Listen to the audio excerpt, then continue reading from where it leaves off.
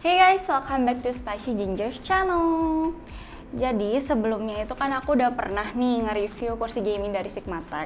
Dan kali ini kita Spicy Ginger ini juga dipercaya lagi buat nge-review cooling mereka. Sebenarnya cooling mereka tuh banyak banget tipenya ya, cuma yang ada di studio kali ini cuma kebagian dua ini. Yaitu ada Sigmatech Windpower 964 dan satu lagi Sigmatech Aurora 240. By the way, ini tuh coolingnya sebenarnya beda kelas harga. Jadi si Windpower 964 ini harganya 390.000. Kalau yang Aurora 240 ini harganya 1.325.000. Oke, pertama-tama kita bahas dia dulu ya. Kita singkirin dulu. Ups. Sekalian sambil unboxing karena masih disegel.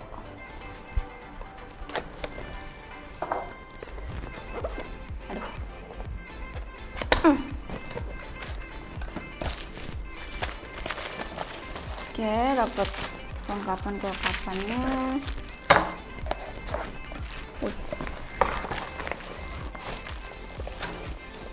Ini sama manual biasa lah ya.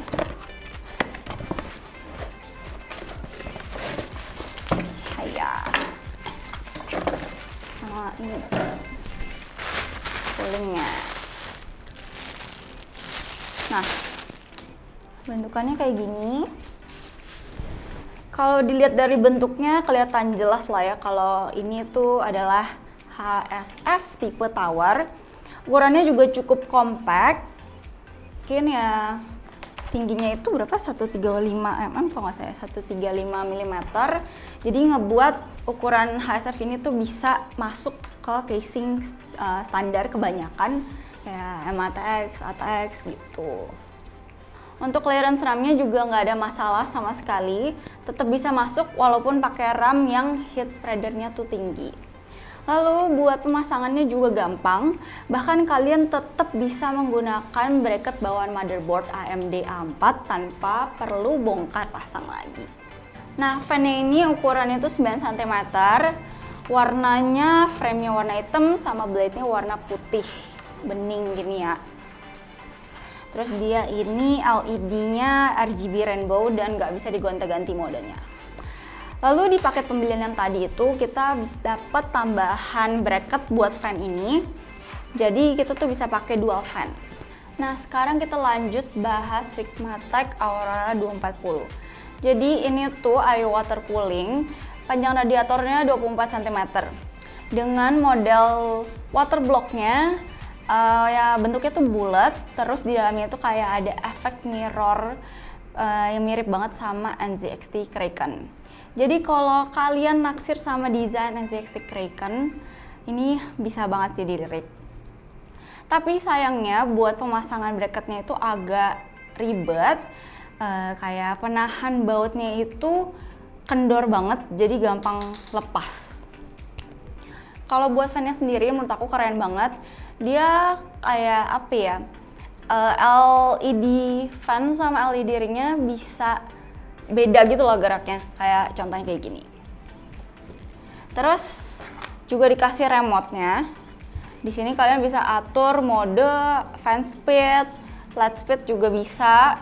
Terus di sini kayak ada tombol apa ya, ini mungkin preset mode.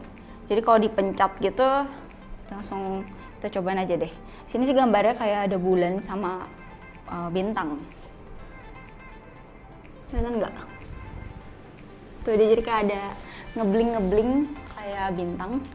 Cuma kenapa warnanya merah ya? Harusnya biru nggak sih biar setema matching gitu, kayak langit biru. So ide. Sini ada setrum juga, ada petir maksudnya. Dia kayak setrum gitu.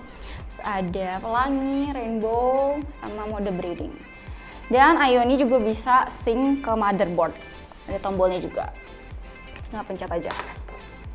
Untuk kabel-kabelnya sendiri sebenarnya cukup simpel. Kalau biasanya pakai 2 kabel, nah yang ini cuma pakai 1 kabel aja per part. Oh ya, selain remote sebenarnya kita juga dapat controllernya sih. Jadi controllernya bisa input sampai 7 fan.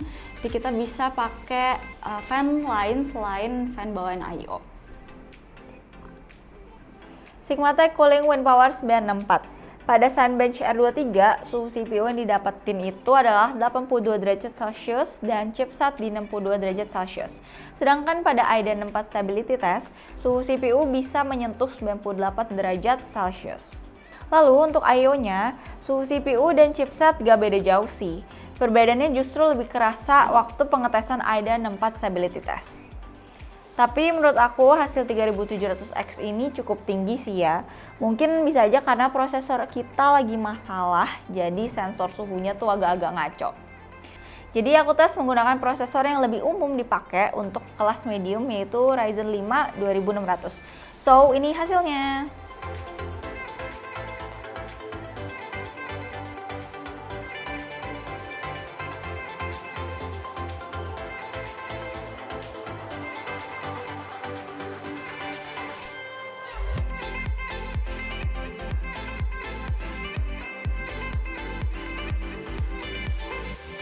Udah pasti Ryzen 5 2600 jauh lebih dingin karena ini masih gen lama juga sih ya.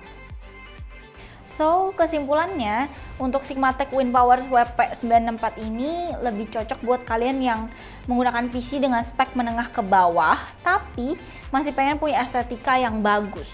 Sedangkan kalau Sigmatek Aurora 240 itu kayak lebih cocok buat spesifikasi kelas menengah, dan secara estetika juga aku pribadi suka pol. Terutama tuh di bagian efek RGB fan-nya sih. Kayak jarang aja gitu yang ngeliat yang tipe-tipe kayak gini. Even performanya juga menurut aku Aurora 240 ini udah worth the value abis. Oke, paling segitu dulu aja video aku kali ini. Jangan lupa like, comment, subscribe, lonceng.